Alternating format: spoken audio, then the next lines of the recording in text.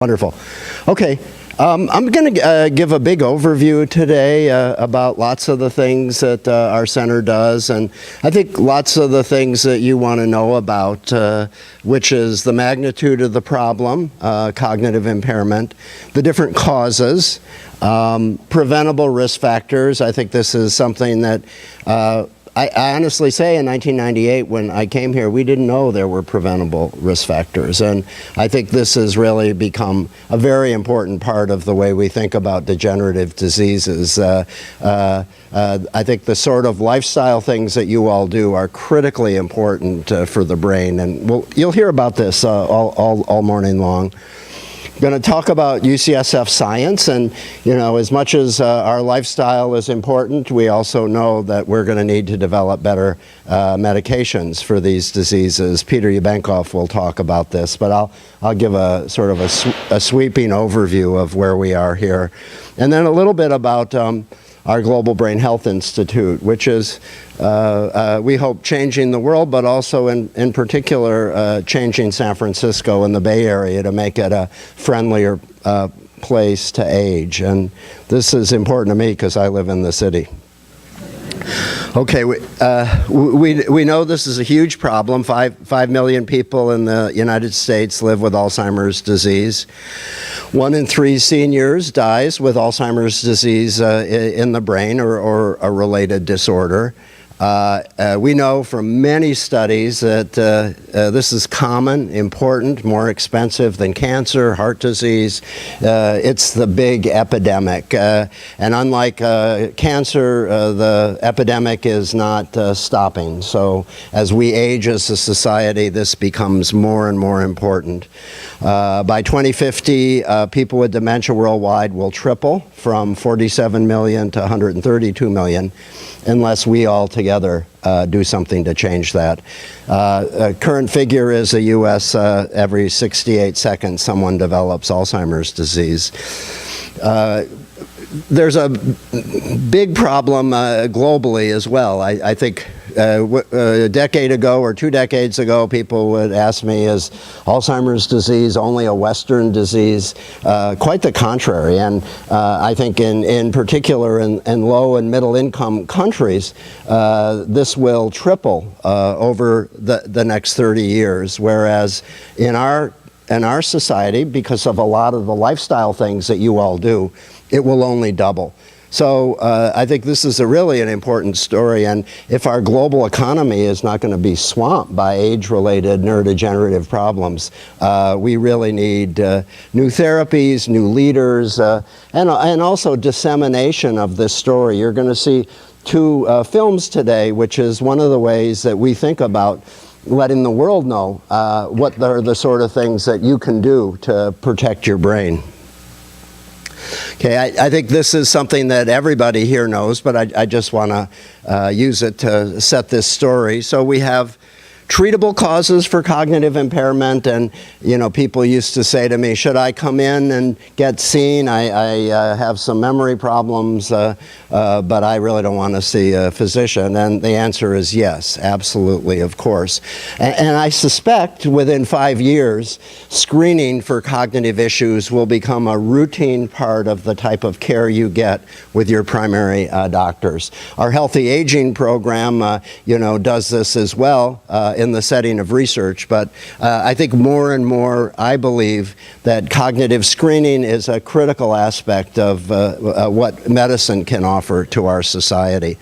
There are lots of treatable causes that are not neurodegenerative, but there are also neurodegenerative causes, and all of these things together lead to dementia, cognitive impairment, often motor difficulties as well, and deterioration in everyday function. That's our definition of dementia.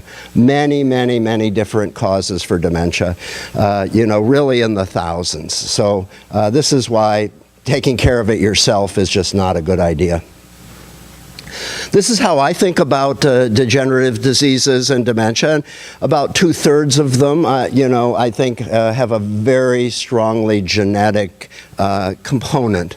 And that's hard for us today to do much about. So we all carry genes, multiple genes that we get from our mother and our father. And Jamie Fong is going to talk about this morning, about some of the things we know about genetics. But I think UCSF, as I'll say in a minute, is an area where we're really starting to understand how these multitude of genetic risk factors may play a role in why we do or don't get a degenerative disease. The other part of the story, and you'll hear a lot about this, I think each year we talk more about this treatable environmental component to degenerative diseases. Vascular health, diabetes, hypertension, low exercise, obesity, social isolation, loneliness, I think increasingly is a risk factor that I believe is important for diminishing the quality of life of elders, and also a risk factor for poor outcomes. Head trauma, something we really neglected, and I think a lot about this with my grandchildren, and what is a reasonable lifestyle for them, what sports maybe they shouldn't consider, and we can maybe talk about this in the question, but I'm pretty strong-willed about protecting the head. We're not going to talk about this today, but sleep is very, very important aspect of healthy aging. If you sleep well, you're much more likely to age well. It's the one system in my brain that really works well. I can sleep just about anywhere. Airplane, always find a way of catching up. Thank goodness for that. And then this other education aspect of this, low cognitive reserve. Unbelievably important, and people who have less than a high school education look like they are critically sensitive to neurodegenerative disorders. A lot of different ways that happens, but I think we're really proud of one of the programs we have working with Elisa Rezende in Brazil, where she's already shown that if you have less than 5 years of education, your hippocampus, your memory area is small, and she is with the Brazilian government bringing in education programs to these people over the age of 50 who never learned to read. We think that this will diminish the risk of this population. So more and more, I think environment is something we are very excited about. Okay, about 3 minutes about UCSF science, and I'll make this as simple as I can. And actually, it's pretty simple. So we have genetic forms of neurodegenerative disease and sporadic.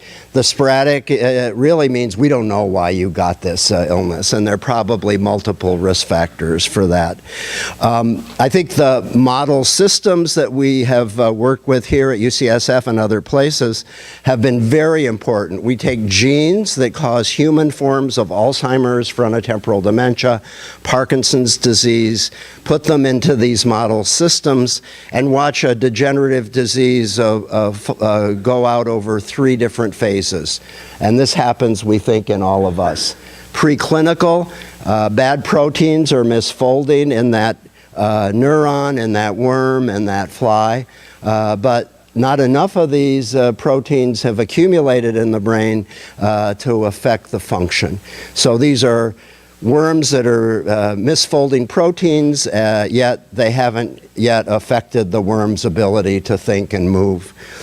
Then there's an early symptomatic phase, and we call this in Alzheimer's mild cognitive impairment. And this is when we get enough neurons in the brain that are not working properly because these misfolded proteins, so that things start to break down. In Alzheimer's, it's often memory. Memory's not working quite as well.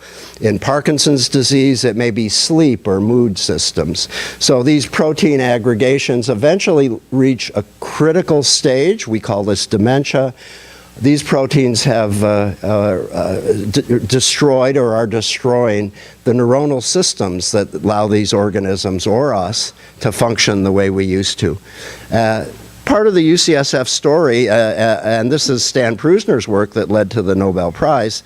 But I think Bill Seeley at our center has also shown that these misfolded proteins spread along specific circuits. So here are the proteins, and I put the date when they were actually sequenced. And I just want to point out that unlike the war on cancer, which began in 1970, almost every one of these proteins associated one of these diseases was discovered in the 1980s, 90s, or even after 2000. So we're a pretty new field. Am I optimistic that we're going to make inroads like cancer? Absolutely, and I think we're beginning to catch up. So these are the proteins that aggregate in the brain. Each one is a target of a different therapy. Again, Peter Ubenkov will talk about this, the way that we try to get rid of these proteins, prevent them from aggregating in the brain, prevent them from destroying circuits. This is Bill's work, and he has shown here that each of the degenerative diseases that we study, Alzheimer's disease, frontotemporal dementia, progressive language disorders, hits a different circuit in the brain. And this is a circuit that is born together when we're in utero, grows together as we are young, and then, if we are vulnerable, dies together as part of a neurodegenerative disease. So this is Bill looking at the function of these different circuits, and they work together. So in Alzheimer's disease, we have hippocampal circuits involved with memory, visuospatial circuits involved with navigating, and language circuits, all of which fire together, wire together, and then with a degenerative disease begin to show dysfunction. That's the story of neurodegenerative conditions. We're getting really good at diagnosis. In fact, our ability to diagnose with everything except for preclinical Parkinson's disease has outstripped our ability to treat. So this is just one example. This is amyloid imaging, which Gil Rabinowitz has been doing here since 2006. And we can tell you with this amyloid imaging and with spinal fluid tests whether or not that Alzheimer protein amyloid is aggregating in the brain. We can do that now also for the tau protein with different degenerative diseases. The story is about 15 years before you actually develop symptoms, the protein begins to become visible. So this is an incredible opportunity. We can see these bad proteins a decade at least before they actually cause a cognitive syndrome. But we don't yet have those interventions to prevent the degenerative disease. I'll say in the next year, I suspect, and I've seen the data, it's very good, that we will have a blood test that is pretty much equivalent to the amyloid imaging for Alzheimer's disease. And that's going to be amazing. But I think not really amazing until we can do something about the amyloid protein. So, Peter, give us some hope this morning when you talk, okay? Okay. This is just one slide where I think I just want to show how the loss of function in the brain, which is shown here on the left, this is a degenerative disease called PSP that hits deep in the brainstem. And we now know with tau PET that exactly the parts in the brainstem that are not working well are aggregating this abnormal tau protein. Look at the whole brain itself. It's not affected hardly at all. It's a specific circuit associated with PSP where loss of function is associated with abnormal tau. So this is the story of all degenerative diseases. Bad protein causing dysfunction in a circuit. And I think it gives me a lot of optimism to think that we can diagnose this very early. I think we can begin to think about prevention of this slow aggregation of abnormal proteins. So a little bit about how these diseases affect caregivers, and many of you are caregivers in this room. And so a really nice study done by Alice Hua and Bob Levinson in particular looked at patients' brains and asked the question, how does that affect the caregiver, where the disease hits? So these diseases hit very different parts of the brain. Looked at caregiver health, looked at psychopathology, depression, anxiety, things like that. The remarkable finding is, and I think it tells you something about the dyads. Many of you are a dyad, and If your loved one has degeneration in circuits of emotion, like frontotemporal dementia, this affects your psychopathology, your caregiver health. So this is an amazingly important, finding, I think, that we can already tell you if you have a loved one with frontotemporal dementia-related disorder, you are at risk for caregiver vulnerability. And I think this is something that we're thinking a lot about in terms of how do we protect you? How do we protect you from doing badly? So I'm running very slow. Give me 2 minutes, Harley.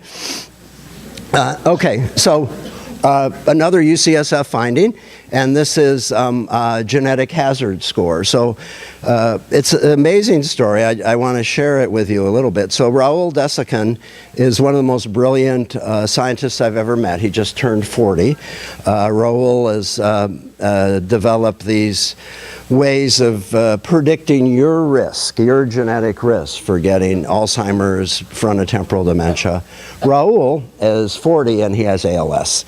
And so in his house with markedly diminished movement, severe degenerative disease, he and Jen Yokoyama, part of our group, have figured out predictions. This gene, if you have it, increases your risk for ALS. This decreases.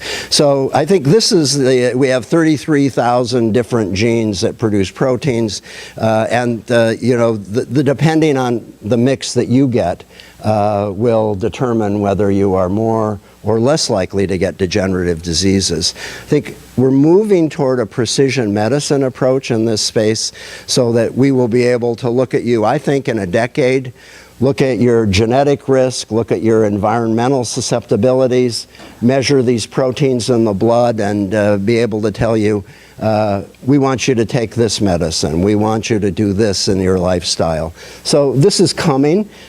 Stay tuned. I think we're very excited, and you're going to hear a lot about that throughout the day. So I think I will stop here with tons of slides not shown, but I think you got the idea. Thank you.